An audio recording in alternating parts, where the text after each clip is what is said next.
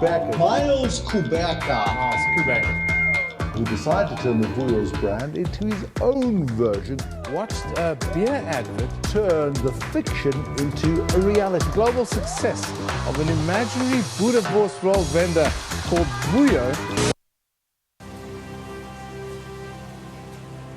Ooh, Vuyo is such a big dreamer. He started off with one Boerewors stand, and he's now Южноафриканский businessman. has become an overnight sensation. He's on TV all the time. When I saw that advert, I knew it was an advert. I'm a journalist by profession. I knew it was an advert, but I was hoping somewhere along the line there's truth in it.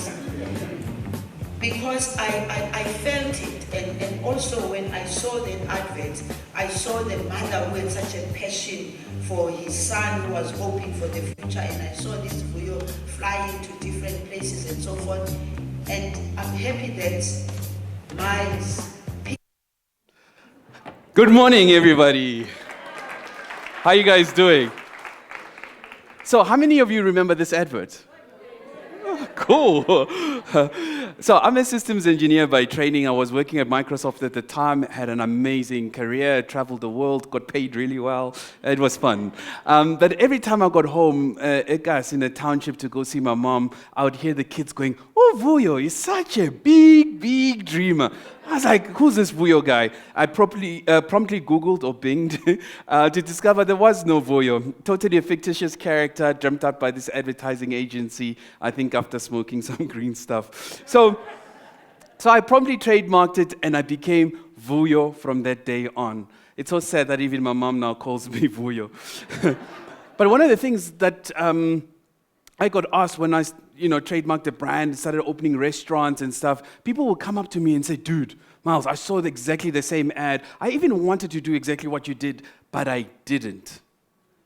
I got asked this question so many times, I started asking myself, Maravele, why did I do something about it? When clearly everybody had exactly the same piece of information, but I happened to act on it and others didn't. And the only logical conclusion I've come up with to date is that as long as I can remember, my mom has always said to me, don't be an also-ran in life. If 5,000 people set out to run a marathon, 4,999 of them serve to legitimize the winner. They are there so that there's a number one. So she said, go out, change the world, stand for something, be somebody. And I remember thinking to myself, lay off me, woman, I'm only 3 years old.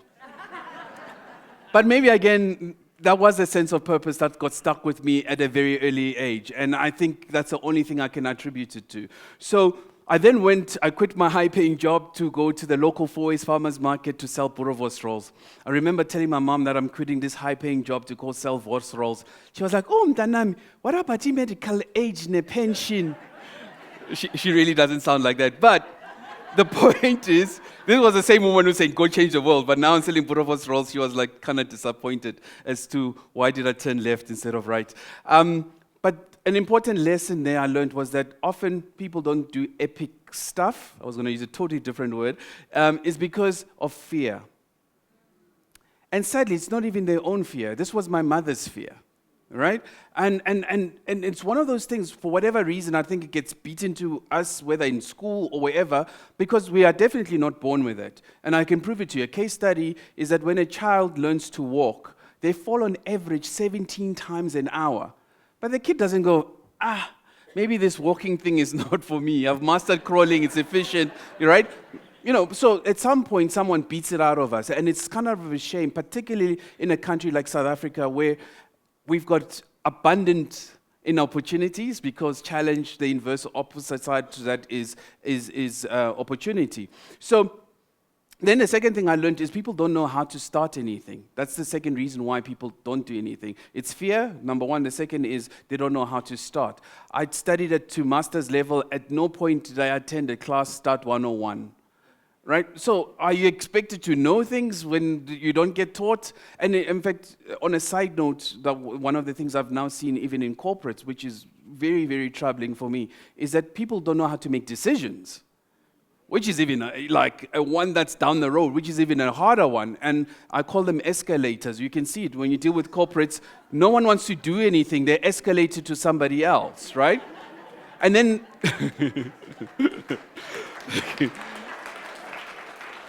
the sad side of that is that means things take 3 times as long and cost 3 times as much because people don't feel empowered. Anyway, so I rocked up at the Four Ways Farmers Market and they gave us a trestle table. One of the things I'd learned at Microsoft was customer focus, right? So, and I don't know why, but it bothered me that if we had our grill at the back, we'd have our backs to the customer. It was such a small thing, and this was day 1 when we arrived at the market. So, I even went and found a spanner to remove the wheels. We had bought that grill at Game on the same day. So we removed it. As we were about to put it on the table, we realized the table is made out of wood. Now, it's not rocket science. We cook with gas, So Peter, the guy in the picture, goes and finds one of those concrete slabs. You know the things you walk on, and there's plenty in the market. So we put the concrete slab between the grill and the table. And we start pumping, and we roll, man. And we run queues 30 deep. Except week number 5, Peter turns around to me and says, Miles, we're on fire. I go, I know, look at the crowd. He goes, no, we're on fire. It turns out he forgot to put the concrete slab between the grill and the table caught alight, and the flame started bellowing. I realized that on top of us, the shade netting above us was made out of plastic, and it was melting, creating a natural convection, so the flames were bellowing. I looked down on the floor, and I realized the floor is made out of wood chips. No fire extinguisher. It was lit, as the young people would say. Important lesson I learned there is that, you know what, it's true. The old adage is true. If you're going to do anything that's worthwhile doing, you got to be comfortable that sometimes things don't go according to plan. Failure happens. You just need to have some level of agility.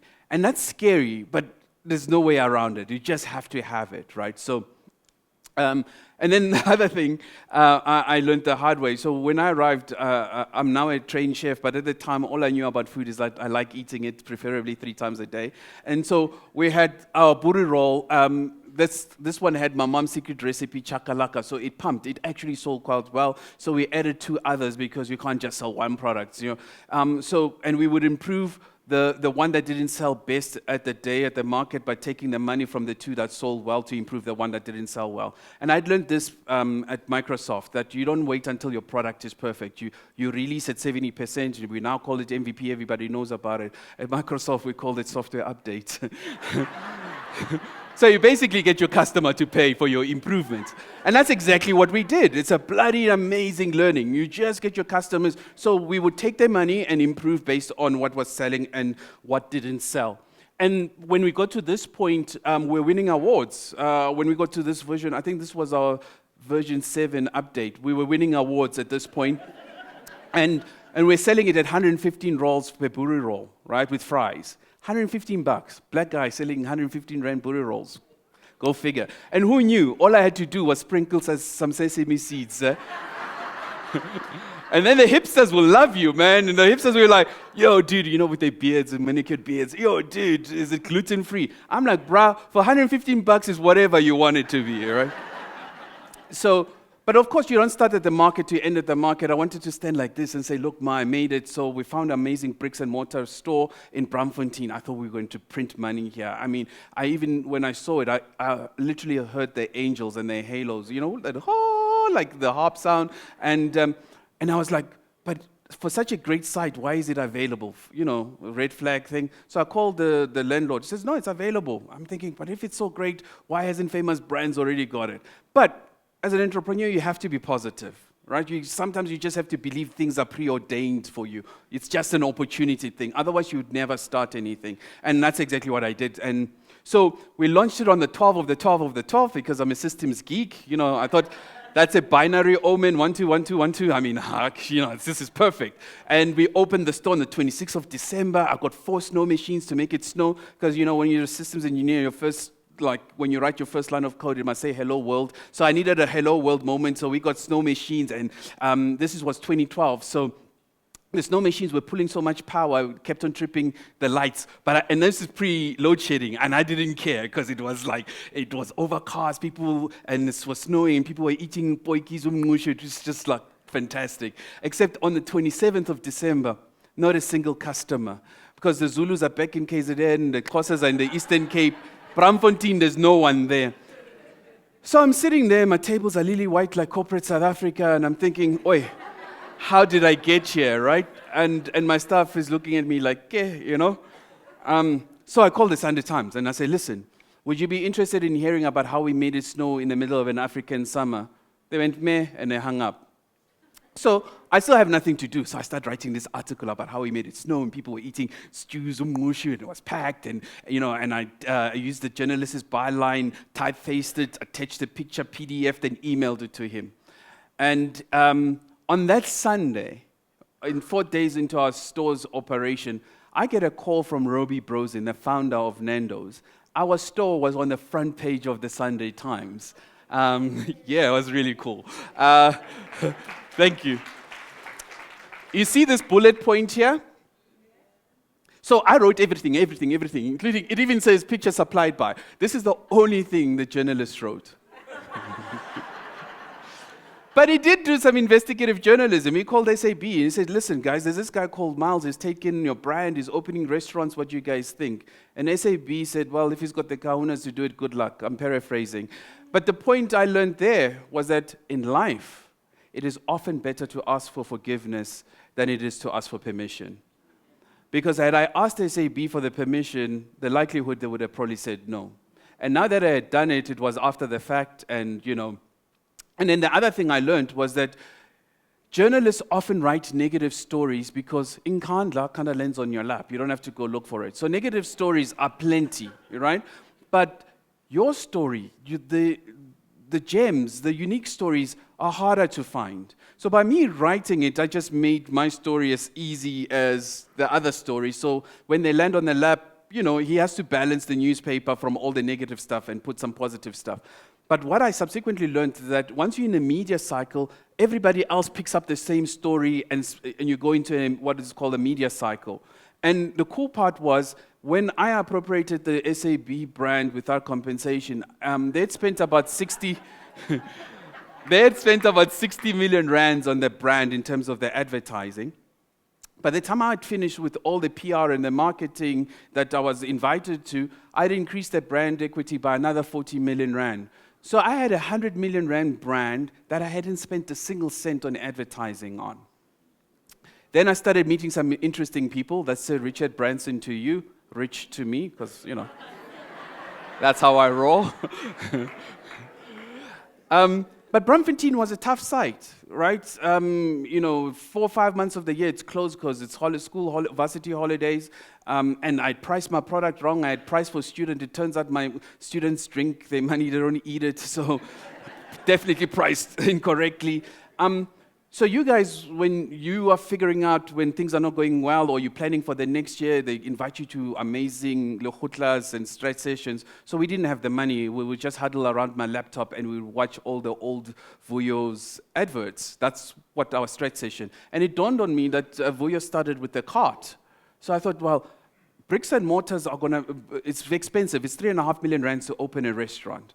But what if we go backwards? Because that's the thing about innovation. Sometimes you have to take 2 steps back, but it's bloody humbling. I make it sound sexy. There's no fun in that. Like when you have to go 3 steps to go forward. It is proper humbling, right? So we thought, well, we are where we are. We've got a 4-year lease on this thing, and we're not going anywhere fast at this rate. So we saw that Vuyo started with the carts, and that's exactly what we did. We went and we started building these carts. They cost us 25 grand. But the cool part was there were lots of young people who were sitting unemployed. So we just found young guys, cleaned them up, put them in nice polo shirts with Vuyos on. We called them Vuyonaires, because another important thing is that I realized this subsequently.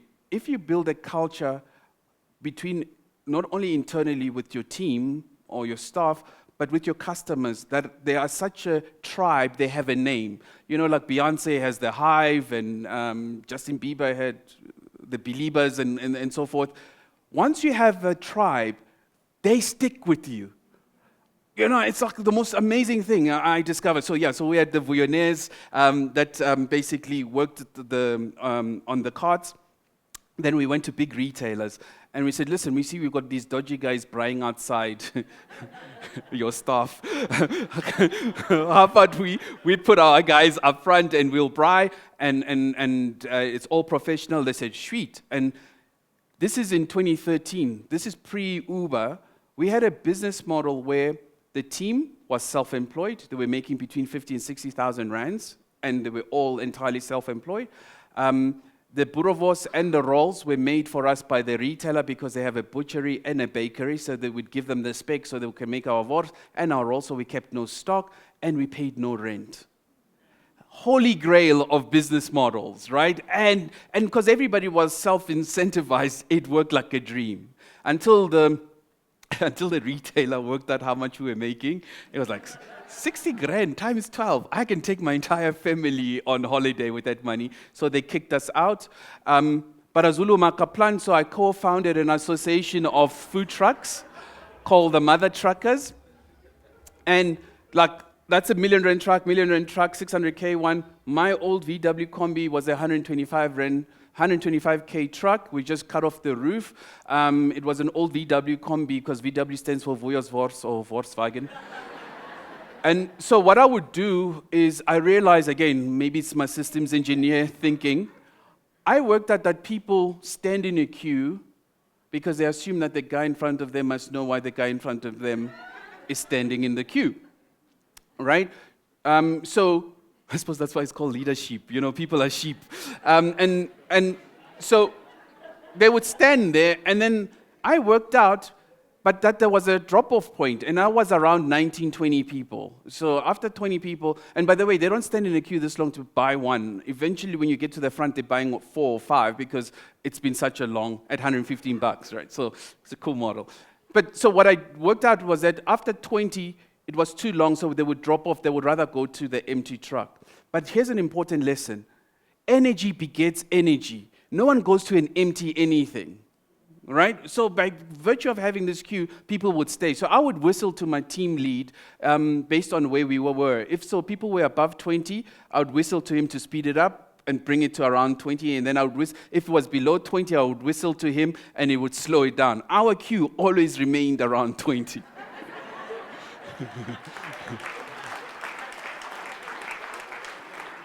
And I genuinely believe that energy begets energy. Like, one of the things would grate my cheese, and my team knows this, like when we still had a restaurant, if people would drag their feet, you know the noise, I'm like, bruh, you got one job, to move your body, right? If you can't do that, I don't think, this relationship is made in heaven kind of thing, right? So, and because I genuinely believe energy begets energy. Another quick lesson that I learned was that, and I talked about it earlier about elevators, is that a lot of people in the customer-facing part of the business are not empowered in most businesses. And to make you an example, I was back then doing a radio interview, and the host of the show says, "Hey, Miles, so let's open it up for the callers. Callers, call in." Now, I don't know if you've ever done a radio interview. When somebody says, "Callers, call in," you sweat buckets. Because you don't know what the caller is going to say. You literally sweat buckets. It can go left or right, right? So, hey, this caller calls in and says, "Hey, Miles, I was there by your food truck, and I couldn't decide what I wanted, and you sell these 3 boerewors. I wanted all 3 of them, but I couldn't decide. So your guy could see my anguish, and he just cut them, cut into thirds and made me one from all 3. I had never trained for this. But the team felt so empowered that they can make those decisions. But look at the multiplier side of that, right? Thank you. So we opened more stores. This is our Soweto store. I'm a big fan on you rent a crowd if you need to, man. When you launch, you invite cousin, aunts, and anyone who will come, and you offer them a free meal, but they can't eat it for the first 40 minutes so that the real customers can say, what are they having? And then you heat it up. Then in 2019, I sold the business. I exited Voyos. I semi-retired. And it happened earlier than I had anticipated, so I was like, so what do I do now, kind of thing. And I happened to see a movie around the same year, at the same year. It was called Black Panther. And this was the first movie, a global movie, that I saw Africa being presented in such a positive light. Everything up until then, Africa was Afro-pessimism, it was depressing and whatever. On Black Panther, the Avengers were coming to Wakanda in Africa to learn from our magic in terms of technology and so forth. I was like, man, I can get behind this. This is so cool. So as soon as I left the movie, I promptly trademarked the word Wakanda. Hey, man, it worked out great with Vuyos, so, why not take it global now? So interestingly, last year I get a call in the middle of the year from Disney, who owns Marvel Studios. And they were on post-production on the sequel of Black Panther, and it was going to be entitled Wakanda Forever. And it was at this point when they discovered that I owned the word Wakanda. Long story long, my lawyers, their lawyers, backwards, forwards, backwards, we settled on $3.5 million that they paid me to use the word Wakanda.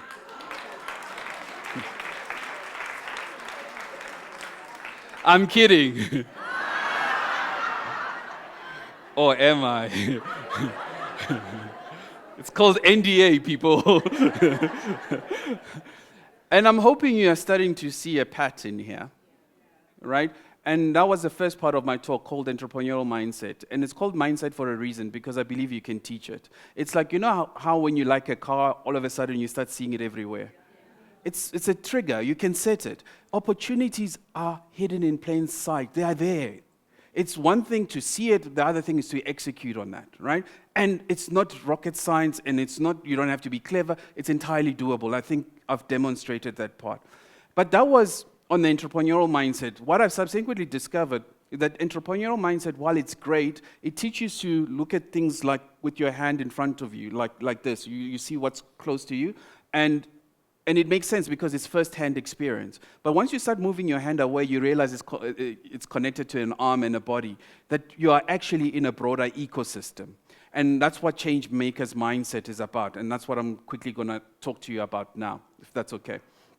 So, so this is one of our entrepreneurs. When I started Wakanda, I forgot to tell you what we do at Wakanda. We're a food and beverage accelerator. So we look for amazing food and beverage businesses, and we essentially help them scale. So we take the things I wish I had when I started the business, and we wrap them up into legal, ops, human capital, marketing, anything that an entrepreneur would need to ramp them up faster to the next level. So, for example, this is one of our alumni entrepreneurs. This is Dr. Tracy. She's a medical doctor by training. She's actually one of South Africa's youngest doctors. She graduated in medicine at 21. Now, people say, oh, dude, why are you always so excited about South Africa and, you seem inspired? I'm like, I work with such amazing talent. Despite all the negativity you read about, if you scratch the surface, the talent that exists in this country, in fact, we have an overabundance of talent. Like I was in Stockholm at the airport, and a guy finds out that I'm from South Africa. He goes, dude, I'm a piano. Do you understand?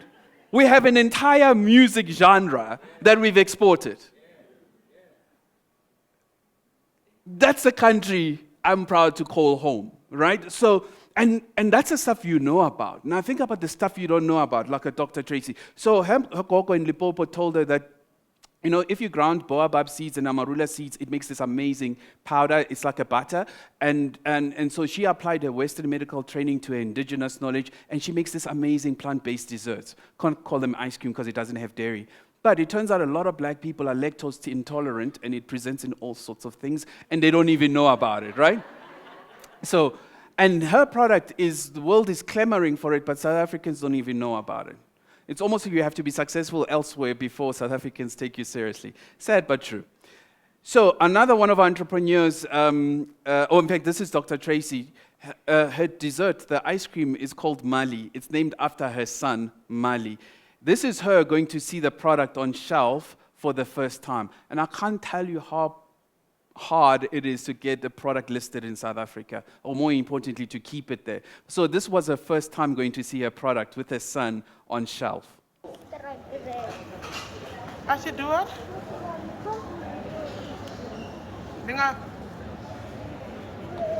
Why is my heart beating faster?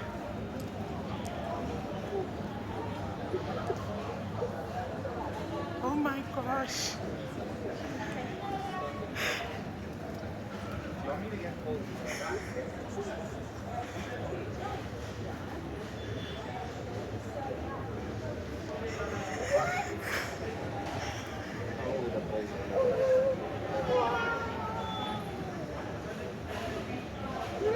It's our soil, so we can take it for free, right? It says, Mommy, it's ours, so we can take it for free, right? And this is another one of our entrepreneurs. This is a farm. This is one of the greenhouses. She's got two, and she grows capsicum, green peppers. And that's the amazing talent that we've got in this country, and no one even knows about it, and they just keep doing their thing. And it's awesome and inspiring. But while we're doing all of this, a small thing called COVID riot and all of this stuff happened, and the president during COVID said we must stay at home, and I've never been one to ask for permission, so I promptly printed out the essential services certificate. Photoshop does wonders, and I printed it, and I went to the communities we come from, and I realized there was no food, right? And the national... Sorry, before I just play this, whilst doing that, I started filming the things I was seeing on the ground. And that was both including the floods, the riots, everything. And I discovered that I lived in a bubble, that most of us live in a bubble. And I think this will best explain it. The National Coronavirus Command Council has decided to enforce a nationwide cases of lockdown COVID-19 in South Africa from midnight to Thursday. Disease is spreading rapidly in many countries. South Africa declared a state of disease. There are now well over 3.6 million confirmed cases. South Africa is bringing the disease under control. The world is under lockdown. So here's the thing, guys. Like you, I lived in a bubble, and then COVID hit.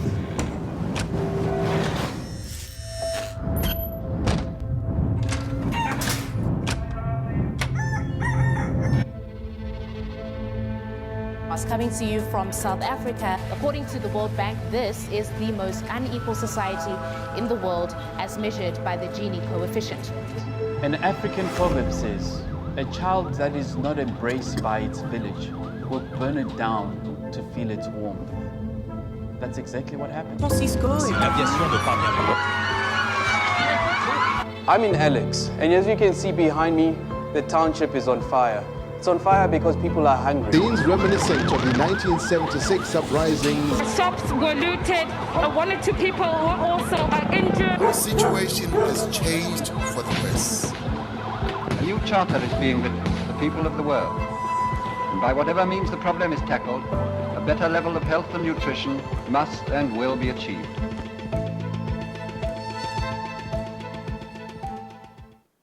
So I learned during this process that most of us, myself included, we're socially distanced from what the real issues are. We interface with a lot of systemic or important issues through our screens. And we think we can tweet ourselves out of problems or WhatsApp the issue or post a slide on Instagram and think that's going to go away. It turns out activism requires people to be active. Right? And I wouldn't have known this if it wasn't for COVID or going and starting to help the communities in feeding them or helping to assist to feed them. And then I realized also that when you do that, charity is technically unsustainable. In fact, ironically, it sustains the problem. It creates an unintended consequence, which I'll quickly share. And I also realized that often when you try and fix a problem, it's not the problem that's the actual problem, it's the problems around the problem that turn out to be the problem. And then real solutions are bottom up. So when we started helping in the communities, the first day we delivered 350 meals. Next day was 400. Then I met an organization called SA Harvest. They kept on seeing me at the same community-based organizations. They co-opted me to join their board. As of about 4 or 5 months ago, we've now done 38 million meals since COVID, since that first day of 350 meals. Thank you. So it turns out 19 million people go to bed hungry in South Africa every night, and yet we've got food. And we rescue most of it, as I say, harvest from retailers and so forth. And so it turns out hunger is not a food problem, because there's plenty of food, and yet there's people who are hungry. So this bothered me, it just didn't make sense. And the other thing was that what I realized very quickly is that when you go and try and assist, when you arrive, the level of appreciation from the people when you rock up, it's amazing. It's intoxicating, actually. People are so excited to see you. And then just before you're about to leave, you can feel the anticipation. Are you going to come tomorrow? Right? And then when you come tomorrow, there's an expectation that you're going to come the next day. And you don't come the next day, they're like, dude, where were you yesterday? There's a sense of an entitlement. And before you know it, you've created a dependency. And it's sad because you can realize why. You've made people comfortable that you are the solution, right? And that's no different just in charity. You see it even with employment. The more we keep saying we need to create jobs or employment, can you see what you are creating? You're creating an entitlement and dependency syndrome that when people get out of varsity, they expect to be employed. This is a sad but unintended consequence that we need to deal with like yesterday. Otherwise, it's very hard to pull people out of it, right? So, like I said, you feed 10 people, there's 15 tomorrow. So how do you actually solve this problem? Because charity clearly is not working, right? So came up with a model, we call it charity. So turns out people don't feel like they have a share in the solutions that often come from top-down. Because top-down solutions say, let's do this for those people. But if you do solutions bottom-up, it means you have to go to that community or wherever, or wherever that solution point is, or problem set is, and shut up and watch. Because often people who have a problem have the solution too. And that's exactly what we did. We realized that in the township, most people are not poor, they're just poorly paid. They have a cash flow issue, right? So there's more month than the money they have. And food is sold in a manner that it's cheaper in volume. We all understand this. You got a pantry, you put your food, you buy in bulk. The problem is, no one ever thinks the reverse side of that. The reverse side of that means food is twice as expensive the smaller the pack size is. It means if I wash cars or I cut grass, whatever, I make like a piece job and I make 25 rands. If the smallest pack size of Milli Meal is $30, I'm rendered poor even though I actually have money in my pocket. So again, systems engineer thinking this is dumb. How can we get rid of this? And look, and those numbers don't lie. So a kilogram of Milli Meal is 7.50 Rand a kilogram in a 20-kilogram bag, but it's almost twice as expensive in a half a kilogram. So this is our solution. Meaning Fill Up are branded refill dispensers that allow customers to buy the amount of everyday products they can afford with the money they have available when they need it at the right price. This is a good idea because like us, sometimes you broke, you can't afford the pack, so the Koalisa one, you can just come with this captain and everything is set. From 1 rand, come on, no one, everyone can afford that. I think it's the best if you get a refill than to buy with a packet. Yeah, if you don't have enough money, you can buy a small, 2 rand for a flour, 2 rand for a sugar. So I'm busy driving around in Alexandra in Johannesburg and I find this really, really dope shop on the side of the road, like Alex. If you check how they operate, I think this is pretty cool. Bring your own skaftin or buy a reusable glass jar from us. They refill your container with your selected products and then you pay depending on your weight. So for people that can't afford to buy certain grocery products from the get, and they have all these really dope products that we use on a daily basis to eat. If you look up there, there's other products as well. And then here is most of the grain products, sugar products that we eat every day. It's pretty dope. Come here with your container, they give you a container. You weigh what you're going to need, what you're going to chow, and then you pay just for that.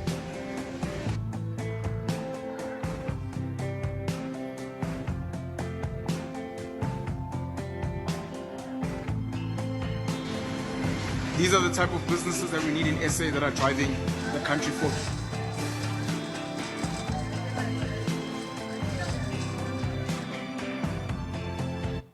So that video was shot by a guy who was walking past, and he posted it on social media. We had 300,000 views in the 1 week, and we're trying to just keep our heads undercover and do our work. To a point we've got like over 1,000 subscriptions for people wanting to put these in their communities. And there's value. Whilst it's an amazing business, it actually empowers the end user, the community, to buy food at a very reasonable price point, particularly now where food is very expensive. Then there was a small thing called load shedding, and we run on solar. This is Alex at night. This is how dark it is during load shedding. So this bothered us because it's not safe for all the mamas coming back from work. And turns out light is a security issue more than it's about seeing. So we put this amazing super-powered LED street light, and now our entire community feels safe during the evening when they're walking home. Then we realized that the businesses around us are equally struggling because they don't have electricity. Sure. As you can see now, Look how fast their hands are. We can't afford the generator. We can't afford the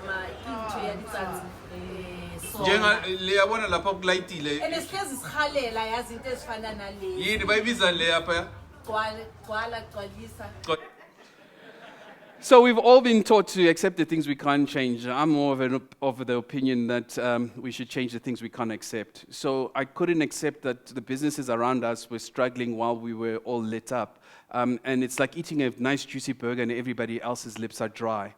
And that's what community ends up being about, is that the reason why Gwalisa is open from one side to the other and we haven't had one crime incident happen to us, whereas every other spaza shop you buy through a hole, tells you that if you treat people with respect and they feel that they have equity in what's happening, they will treat it exactly the same. And so we took it to one next level, and this happened, as my last slide, this happened because of, I was watching this mama trying to decide what to buy. And so I thought she didn't have enough money. So she says, no, my son, I've got money. So I'm like, what's wrong, ma? I mean, we don't sell that many products for her to be pondering what to buy for that long. It turns out she was working out that load shedding is happening in about 30 minutes. And the entire week she's been buying maize meal and eggs. So they've been eating maize meal and eggs because those two items are the fastest things to cook. But she wants sugar beans, which are healthier, but they take long to cook. So I realized at that point that a lot of people were deciding their nutritional intake based on energy. I would have never known that, right? So that bothered me. Systems engineer brain was like, there must be a solution to this. And this is Gwalisa 3.0. We're on Gwalisa 7 now, which I would love to show you what we are doing on 7. 7 is totally cool. Oh, man. And it's got AI and stuff. Oh, 7 is so super cool. But 3 is not too bad either. So this is Gwalisa 3.0.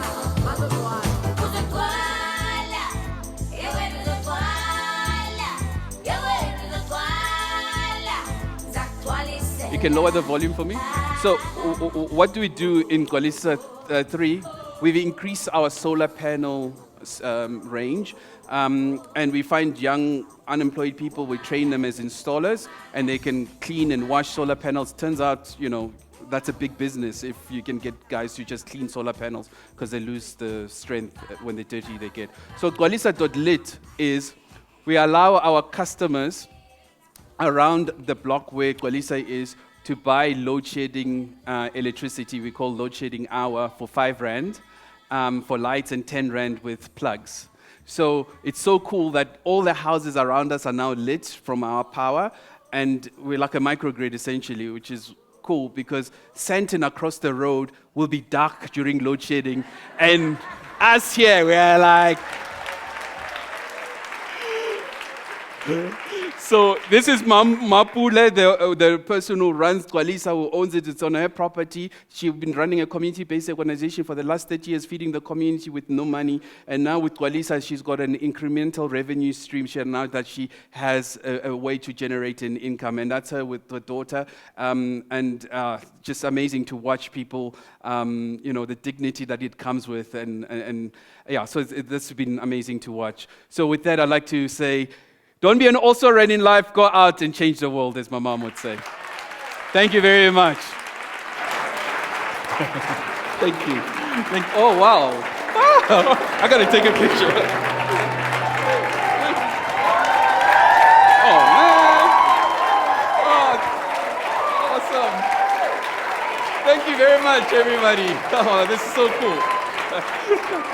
Thank you.